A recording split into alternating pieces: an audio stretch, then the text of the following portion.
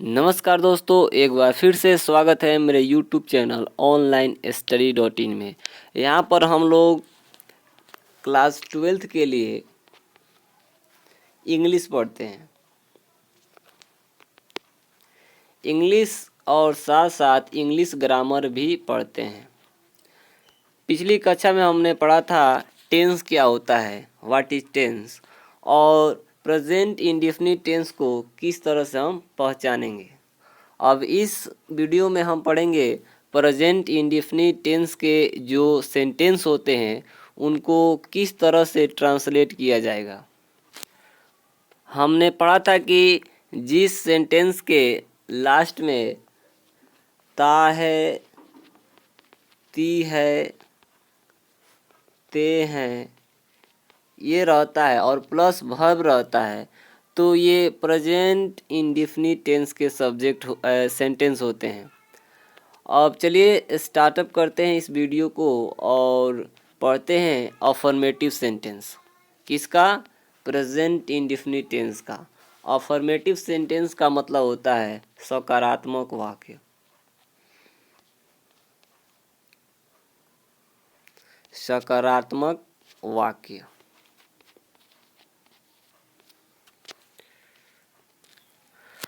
Affirmative sentence में सबसे पहले हम लोग सब्जेक्ट लिखते हैं, उसके बाद V1 मतलब वर्ब का पहला रूप या भी के बाद मीन्स वर्ब के बाद ES जोड़ते हैं, जिसको वर्ब का पांचवा रूप कहा जाता है।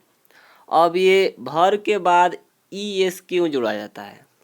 दोस्तों, आप जानते हैं कि सिंगुलर सब्जेक्ट के बाद सिंगुलर सब्जेक्ट के साथ कौन सा वर्ब लगता है? सिंगुलर वर्ब लगता है। और प्लूरल सब्जेक्ट के साथ प्लूरल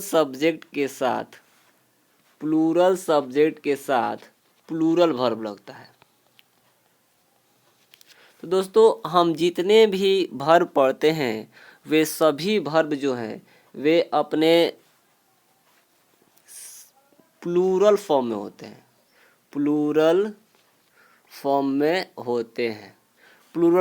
हैं।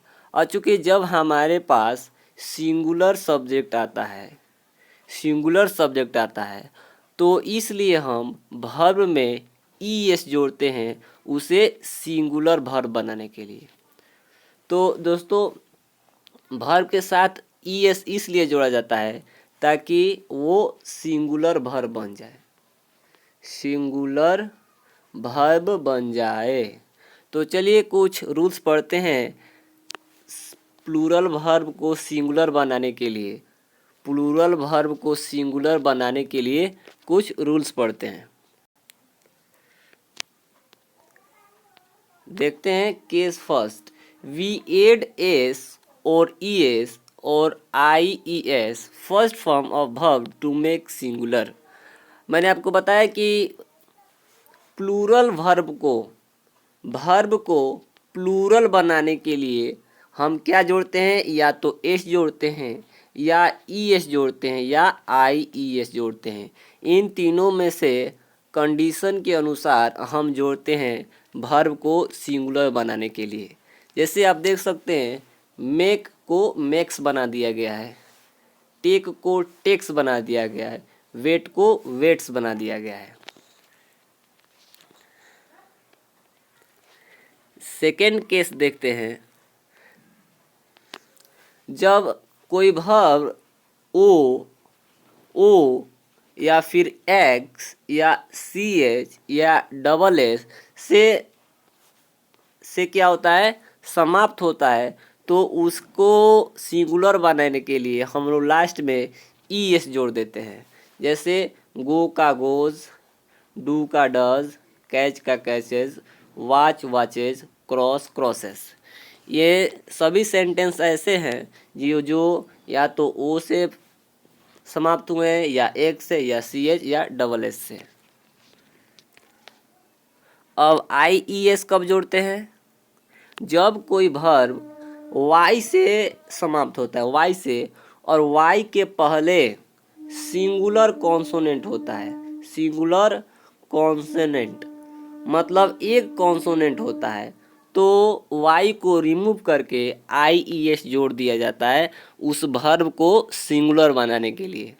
जैसे आप एग्जाम्पल में देख सकते हैं, ट्राई को ट्राइज कर दिया, क्राई को क्राइज, ड्राई को ड्राई, स्टडी को स्टडीज, फ्लाई को फ्लाइज।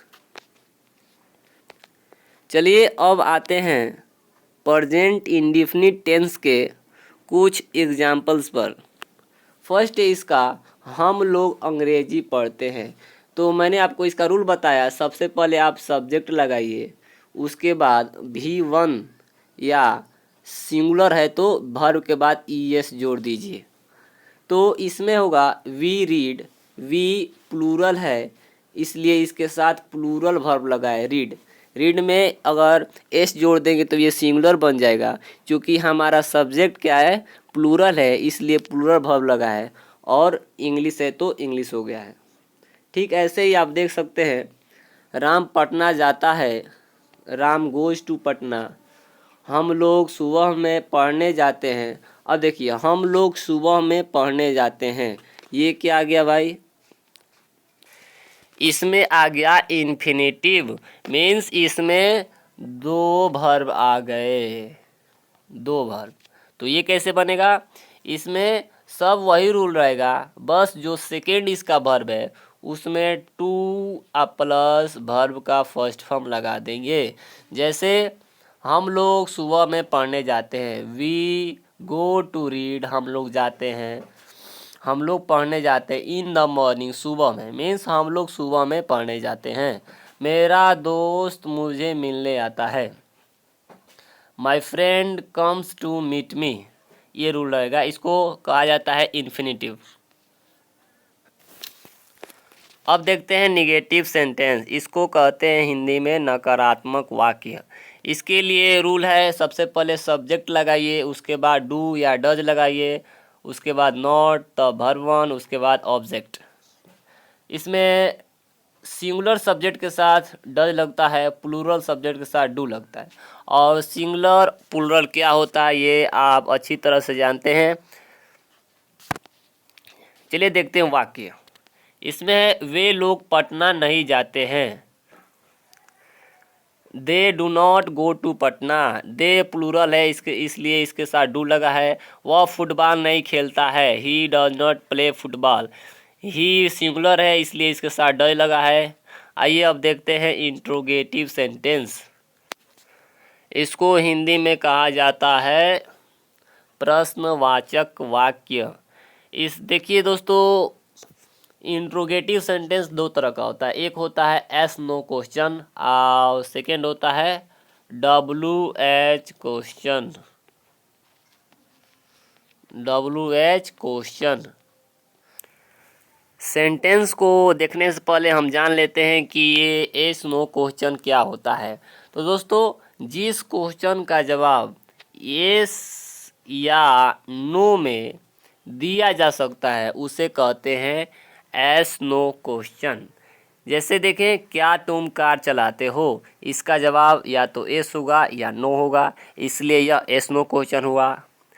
क्या वह उर्दू पढ़ता है, तो इसका भी जवाब या तो एस होगा या नो होगा। तो जिसका भी जवाब या तो एस हो या नो हो तो उस क्वेश्चन को एस नो क्वेश्चन कहा जाता है। तो प्रेजेंट इंडेफिनिट टेंस में इस तरह के सेंटेंस को बनाने के लिए सबसे पहले हम डू या डज का प्रयोग करते हैं, उसके बाद सब्जेक्ट, उसके बाद वर्ब वन। तो इसका होगा, क्या तुम कार चलाते हो, do you drive car. Next है, ये टाइपिंग मिस्टेक हुआ है, क्या वह उर्दू पढ़ता है, डज ही रीड उर्दू, यहाँ पर सिंगुलर सब्जेक्ट है इसलिए यहाँ पर डज लगा।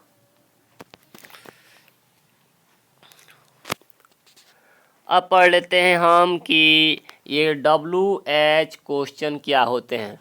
तो WH क्वेश्चन में हम एस या नो में जवाब नहीं दे सकते हैं। इसका जवाब देने के लिए हमको एक वाक्य की ज़रूरत होती है। येस और नो में हम बिल्कुल जवाब नहीं दे सकते हैं। कैसे? आप कहाँ रहते हैं, आप तो नहीं बता सकते हैं, येस या नो नहीं दिया जा सकता इसका जवाब। राम क्या पढ़ता है, येस या नो में हम इसका जवाब नहीं दे सकते हैं।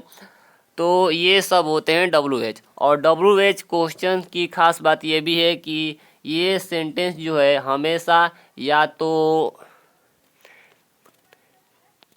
W से शुरू होंगे या H से शुरू होंगे, इसलिए भी इनको WH क्वेश्चन कहा जाता है। आप देख सकते हैं W ये सब शुरू होते हैं और H से भी शुरू होते हैं। बहुत से सेंटेंस मैंने एग्जाम्पल में नहीं दिया है।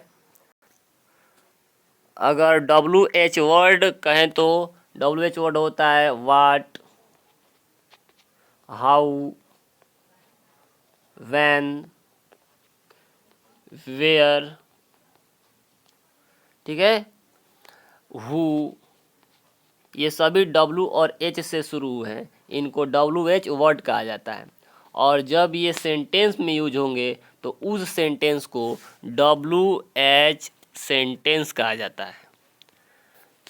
तो इस तरह के सेंटेंस बनाने के लिए हम क्या करते हैं, सबसे पहले WH वर्ड लिखते हैं। जो मैंने अभी लिखा था WH वर्ड्स, उनका इंग्लिश सबसे पहले लिखेंगे। उसके बाद डू या डज लगाएंगे, फिर सब्जेक्ट, फिर वर्ब वन, उसके बाद ऑब्जेक्ट। बहुत ही आसान है दोस्तों। चलिए देखते हैं, आप कहाँ रहते हैं। वेयर डू यू लिव, इसमें WH कौन है, इसमें WH है कहाँ, वेयर। राम क्या पढ़ता है, WH क्या है इसमें, क्या, तो पहले क्या का English, what does Ram read. चलिए नेक्स्ट देखते हैं, इसमें आया है हमारा हु। तो हु मीन्स कौन, और इसके साथ हमेशा सिंगुलर वर्ब लगेगा, मतलब वर्ब के साथ या तो एस लगेगा या ईएस लगेगा। कौन खेलता है, हु प्लेस, एकदम सही। कौन अंग्रेजी बोलता है, हु स्पीक्स इंग्लिश। इस तरह के सेंटेंस जब भी आएंगे आप इसी तरीके से उसको ट्रांसलेट करेंगे। चलिए नेक्स्ट देखते हैं, और फिर से एक स्पेशल चीज़ आया है, देख लीजिए।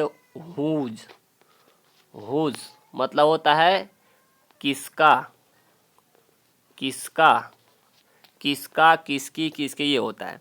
और इसके साथ भी हमेशा वर्ब का सिंगल फॉर्म लगता है, वर्ब का सिंगल फॉर्म लगता है, मतलब आप समझ रहे हैं, वर्ब के साथ एस या ईएस।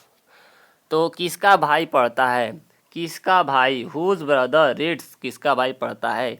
किसके पिताजी कार चलाते हैं, हुज फादर ड्राइव कार। यहाँ पर हुज फादर ड्राइव्स होगा। नेक्स्ट टाइप देखते हैं, ये हमारा नेक्स्ट टाइप विच। विच मतलब होता है कौन सा, कौन सा, कौन सी, कौन से, ये सब इसका हिंदी होता है। इसमें भी हमेशा वर्ब का सिंगल फॉर्म लगता है, ठीक है। ये आप रूल्स हमेशा अपने दिमाग में रखेंगे। कौन सा विद्यार्थी फुटबॉल खेलता है, विच स्टूडेंट प्लेज फुटबॉल।